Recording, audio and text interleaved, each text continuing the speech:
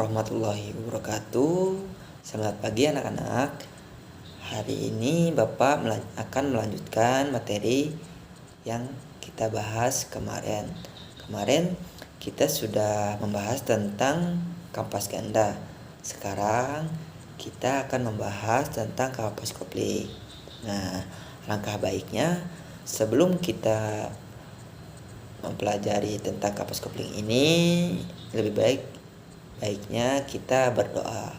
Silakan salah satu untuk memimpin doa. Baik, silakan.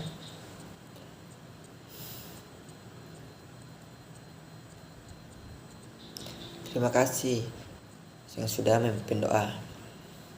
Nah, hari ini kita melanjutkan materi yang kemarin, yaitu tentang kampas kopling. Nah, kampas kopling ini memiliki peran sangat penting dalam kendaraan, yaitu berfungsi sebagai pemutus dan penyalur tenaga putaran mesin dari engkol. Nah, dari poros engkol. Nah, atau sederhananya sebagai penyalur tenaga dari mesin ke transmisi. Nah, sehingga apabila kampas kopling habis, maka tenaganya akan disalurkan tidak maksimal.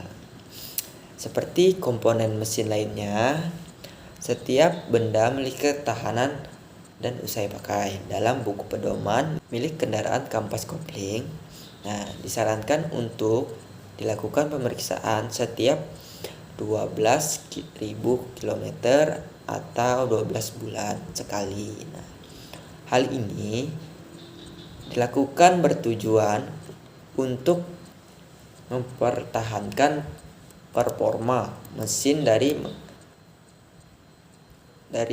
kondisi kampas kopling. Nah, apakah kampas kopling itu sudah mulai habis atau masih dalam kondisi baik? Nah, karena gaya berkendara sangat mempengaruhi umur dari kampas kopling itu.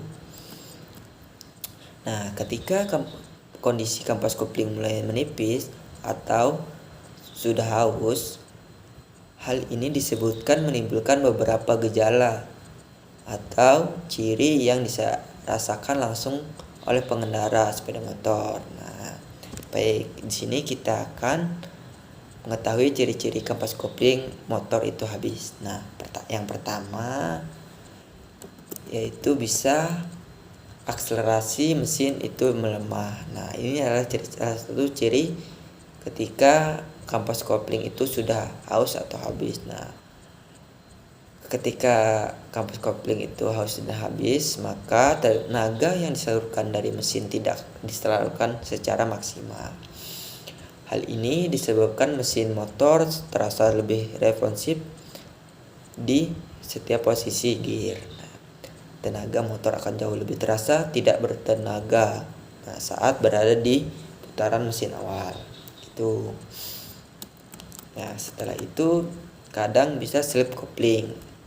Nah, kampas kopling yang sudah haus atau habis dapat disebabkan sulitnya berpindahan transmisi sehingga sering mengalami slip. Nah, contohnya ketika kita sulit memindahkan gigi itu di posisi netral. Nah, hal ini dapat menjadi salah satu indikasi kampas kopling itu sudah habis atau haus.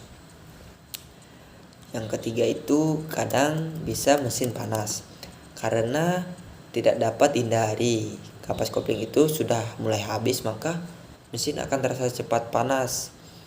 Hal ini terjadi hilangnya daya cengkram kampas kopling pada alat gesek sehingga membuat kedua komponen ini lebih sering bergesekan dan menimbulkan panas. Nah, terus yang keempat, kadang mesin kasar ketika kecepatan tinggi. Nah, karena akselerasi yang mesin akan terasa sangat kasar ketika motor itu digas dengan tinggi, maka akan mesin ini terasa sangat kasar. Hal ini disebabkan kampas kopling sudah benar-benar habis dan hanya menyisakan plat saja. Nah, itu. Yang selanjutnya itu kadang bisa perpindahan gigi itu sulit. Nah, perpindahan gigi yang sulit jadi salah satu ciri bahwa kampus kopling ini sudah habis atau haus. Nah, karena kampus kopling yang sudah habis dan haus itu membuat perpindahan parseneling ketika pertambahan gigi sedikit lebih sulit. Nah, hal ini menyiasati dapat dengan memainkan gas ketika berganti gigi atau mengganti kapas kopling.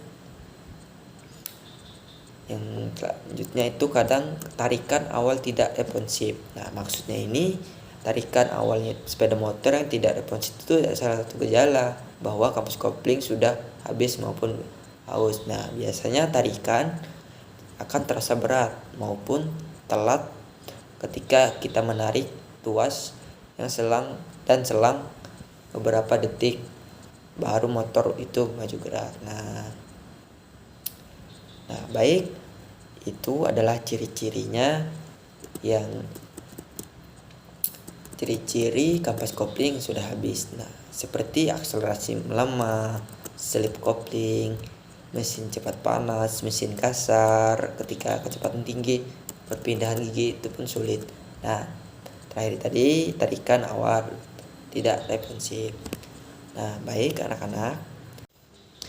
Baik, dari penjelasan Bapak tadi tentang kampas kopling itu, apakah ada yang ingin ditanyakan? Silahkan ditanyakan. Baik, Indra, silakan. Baik, Indra tadi bertanya tentang bagaimana kalau tidak segera diganti kampas kopling itu, apakah akan membahayakan? Ya, tentu saja, karena kampas kopling itu yang sudah haus atau habis akan membahayakan komponen lainnya yang menyebabkan berpotensi menjadi rusak. Lebih baik diganti, secepatnya diganti gitu. Terima kasih Indra sudah bertanya, sudah bagus. Baik, apakah ada lagi yang ingin bertanya? Oke, kalau tidak ada lagi yang ingin bertanya, Bapak akhiri sampai di sini dulu. Terima kasih. Assalamualaikum warahmatullahi wabarakatuh. Sebab kau terlalu indah, dari sekedar kata dunia berhenti sejenak menikmati.